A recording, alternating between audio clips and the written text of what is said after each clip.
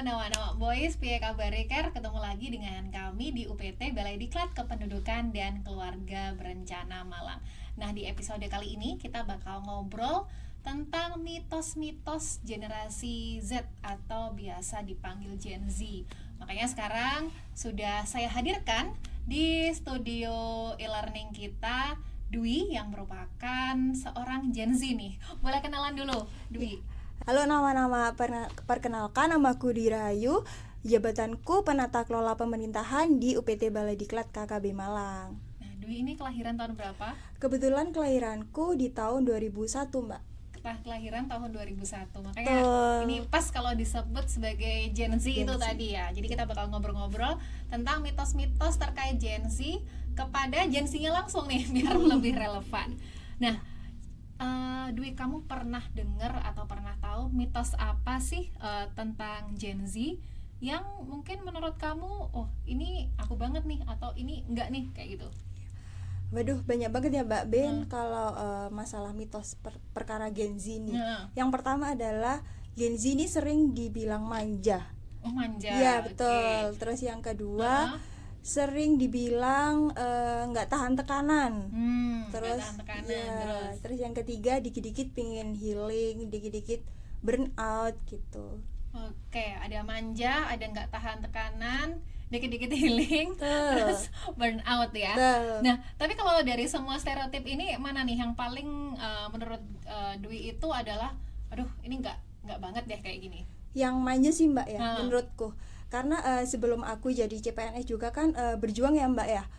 Berjuangnya itu dalam segi kayak aku mencari pekerjaan, kayak ikut tes sana sini, terus ikut tes CPNS juga dan akhirnya keterima gitu di sini. Kalau manja sih enggak Mbak. Karena apa namanya? Ada usaha yang kamu lakuin betul, ya. Ada usaha. Untuk akhirnya bisa sampai di titik ini tempat gitu. sekarang nih gitu.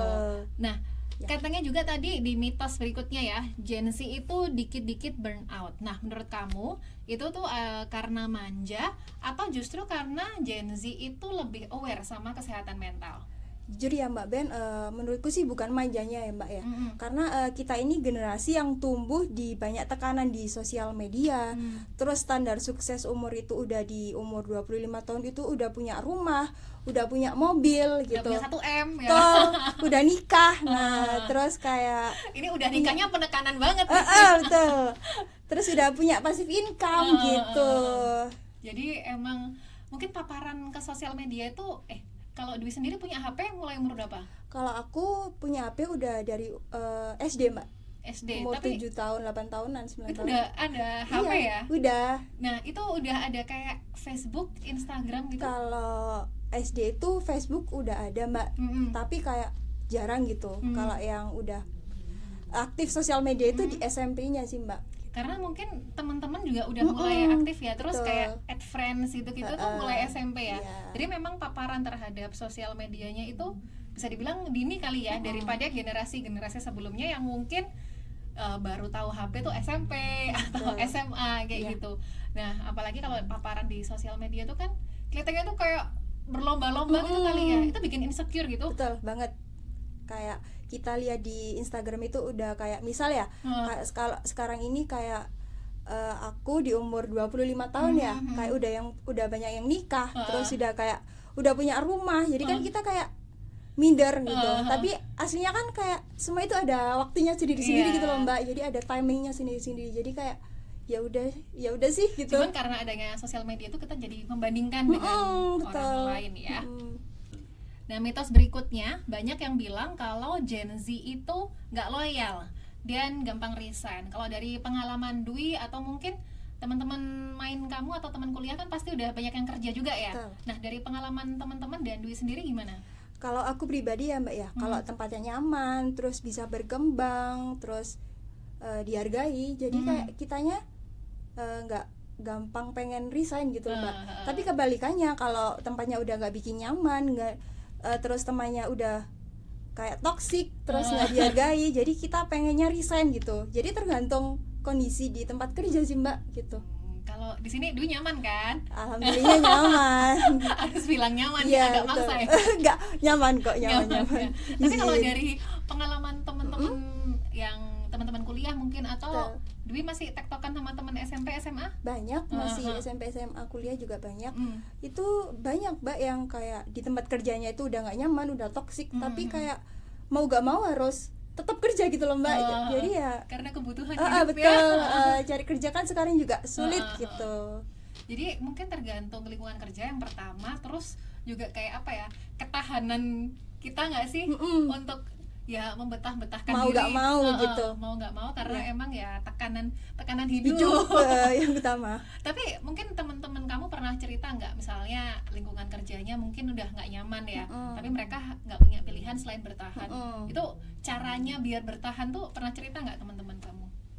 Pernah sih mbak. Cara bertahannya ya itu apa masalah hidup itu mbak ya, kayak mau gak mau harus cari uang terus buat bertahan hidup, jadi kayak mau gak mau harus stay di situ dulu sambil nunggu Peluang cari lain mungkin ya? cari kerja yang lain gitu. Jadi emang ya skill untuk membetah-betahkan diri itu penting juga ya. Nah, terus mitos berikutnya nih. Jadi Gen Z itu katanya maunya tuh kerja sesuai passion aja dan nggak mau capek. Dwi setuju nggak?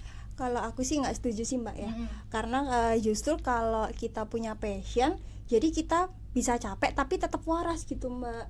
Jadi yang nggak mau itu capek tapi yang nggak berkembang, yang nggak dihargain, dan yang nggak jelas arahnya kemana gitu. Jadi ya emang nggak adil ya kalau misalnya kita kerja tapi nggak mau capek, karena gimana pun kerja sesuai passion atau kerja nggak sesuai passion pun ya tetap aja capek ya. Betul. Nah sekarang itu kan musimnya itu ya, orang pada bilang work life balance. Nah menurut Dwi sendiri, work life balance itu yang seperti apa, dan apakah berarti kalau kita punya prinsip ya work life balance itu berarti nggak mau kerja keras? Nah, kalau menurutku work life balance itu bukan kerja setengah hati ya mbak, tapi ngerti kapan kita kerja total, ngerti kapan kita butuh recharge gitu.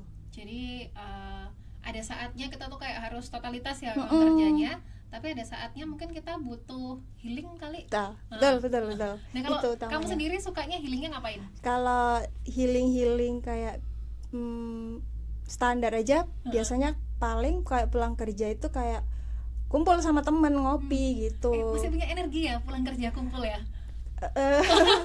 Nggak tiap hari sih mbak, kalau mau ya? aja gitu. Jadi pulang kerja tuh kadang ngumpul sama teman atau ngapain lagi? Kalau gitu ya paling nge-mall gitu mbak. Healing yang apa? Standar aja. Standar gitu. ya. Iya. Jadi melakukan aktivitas di luar pekerjaan ya. Tapi kalau misalnya aku penasaran nih, misalnya lagi ngumpul sama teman-teman gitu, ngobrolin apa sih?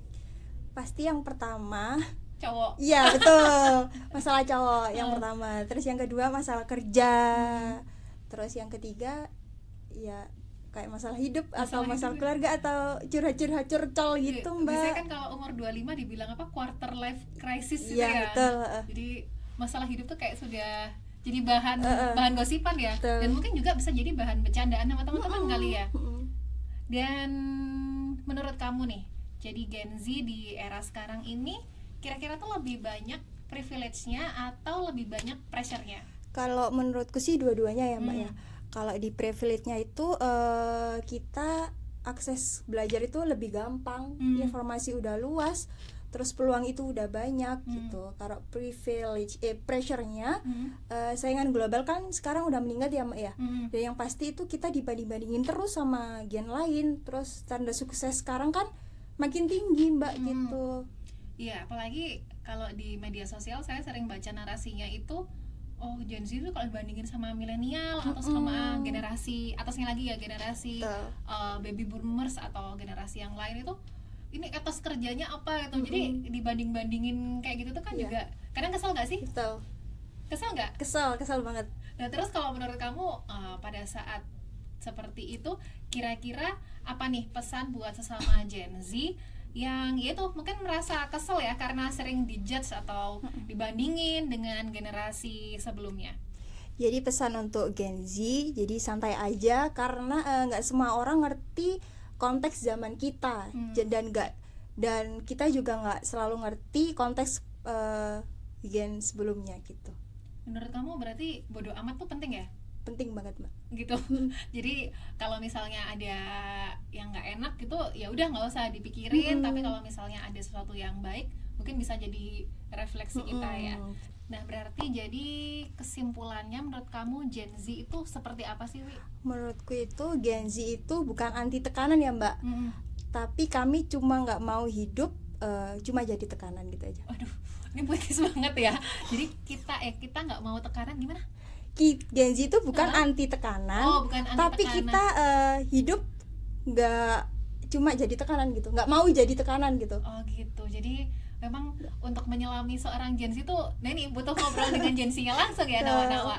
Nah semoga ini bisa menjadi cara buat kita untuk memahami seperti apa sih Gen Z itu sebenarnya, dan juga memahami kalau memang ya ada perbedaan generasi ya, ada perbedaan generasi sehingga kita bisa bijak dalam menyikapi perbedaan antar generasi ini. Terima kasih Dwi sudah hadir di podcast kali ini, dan nantikan konten-konten podcast kami berikutnya. Dadah. Bye-bye.